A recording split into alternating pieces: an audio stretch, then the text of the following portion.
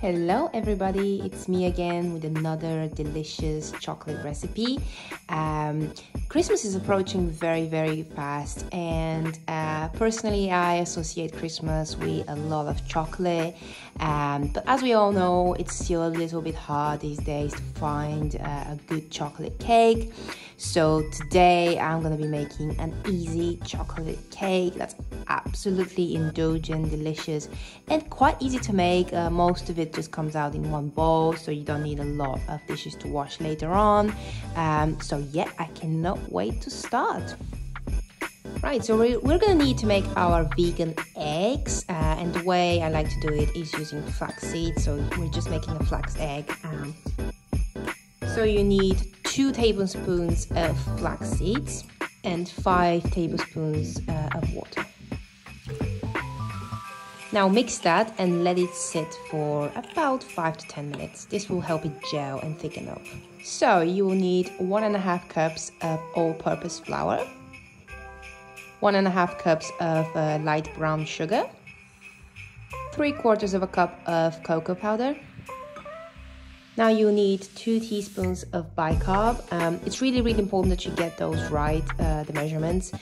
So you really need 2 level teaspoons, not just scooping them and placing them. Just make sure they're really accurate.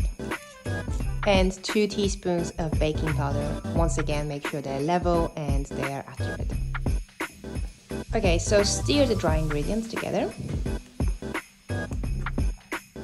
Right, so you need 250 milliliters of dairy-free milk. I've used soya milk in this case, so it's about 1 cup. Yeah, but you can use any dairy-free milk of choice. And you then need 100 milliliters of vegetable oil and 50 milliliters of water. Now stir to combine. Now add your flax eggs. Now you can of course mix all the ingredients together, but I like to go through stages just in case, so I can avoid lumping as much as possible. Now while you're mixing that, just want to throw that in that I have preheated my oven to 355 Fahrenheit. So yeah, that's the temperature we're going to be baking the sponge. So I have lined a 10-inch cake pan. Now you can split the batter into 2 8-inch pans, but I like to have a bigger sponge because if I want to sandwich it, I can just cut it in half. You can use, of course, an 8-inch as well.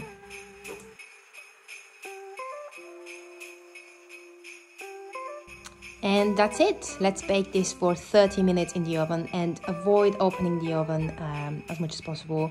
And after 30 minutes, insert a toothpick, and if it comes out clean, it's ready. If it doesn't, leave it for 5 to 10 more minutes. Alrighty, so the cake is baked and cooled. So what I did was when the cake was taken out of the oven, I left it to completely cool inside the pan. And then I moved it into the fridge for 2 hours to chill. Now this step is really important because when it comes to icing the cake, adding the buttercream, it will crumble quite badly if the cake is not chilled.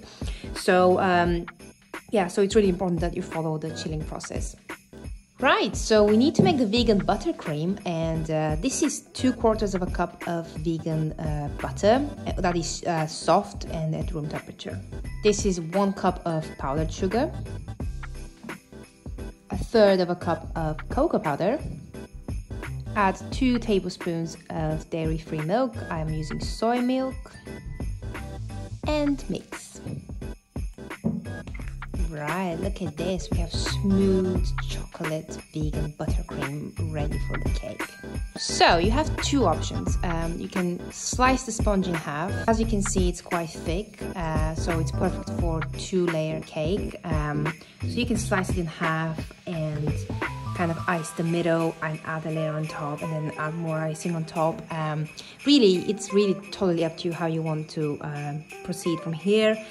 I'm just gonna be a little lazy, I guess, and I'm just gonna add the whole icing on top and add my decorations.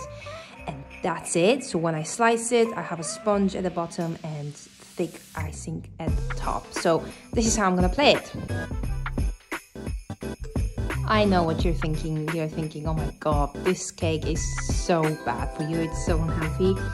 But at the end of the day, we're making a delicious, indulgent vegan chocolate cake. If you want it to be tasty, it's gonna have to have a bit too much sugar and a bit of too much fat. At the end of the day, it's nearly Christmas, and at this point, I just want a good chocolate cake. Right, so I want to give you a couple of tips. I'm going to move this cake on the side for a minute, and I've got hot water here. And if you want to have the smooth edges on your cakes when you're adding buttercream, I really recommend using palette knife. So they look like this, and they're very smooth, and they just make it very easy for you to smooth the edges, smooth the top. And yeah, if you want things to be fancy, use these knives. And the best tip I can give you is to dip the knives into hot water and smooth the buttercream. I use the small one for the sides and the big one for the top, but because I'm gonna leave mine messy at the top, I don't really need these tools. But I just want to say, if you're covering the whole cake and you want smooth buttercream on all of the sides, really use these too. So I'm still gonna show you how smooth it is. So I'm dipping the palette knife onto the hot water, and you're just gonna go like this. And as you can see, it's so smooth. It's absolutely easy, smooth way to make your buttercream stand out. After you have smoothed for a couple of times, you dip again, clean. So dip again, clean, and then go again, dip again, clean, and go again. But as I said, like, I kind of want it to be messy at the top, so I'm not gonna bother too much with making it smooth.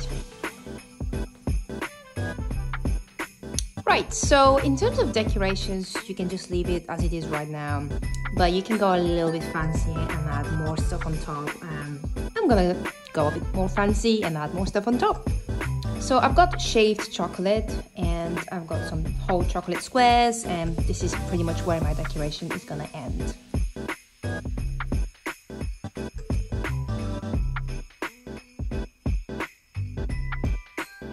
And this is it, really simple decoration. And now I'm just gonna slice into the cake.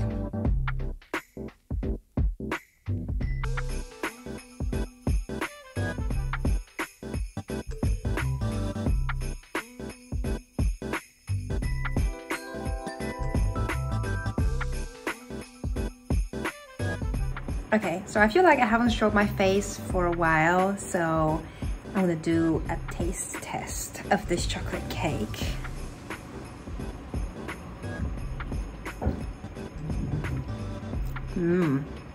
This is disgusting. No, it tastes absolutely delicious. It's really easy, and yeah, you should try it.